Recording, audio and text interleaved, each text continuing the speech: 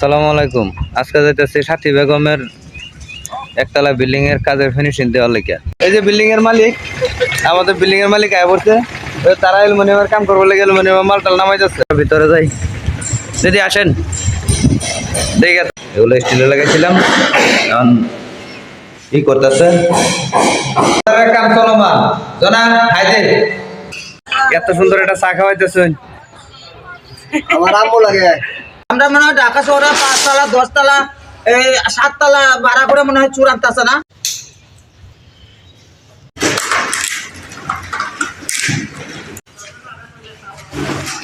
MDB বোর্ডের কানেকশনের কাজ চলতেছে, আর কিছুক্ষণের ভিতরে ঘরে এই বাতিটা কানেকশন করা হয়ে গেলে আমরা লাইন দিব।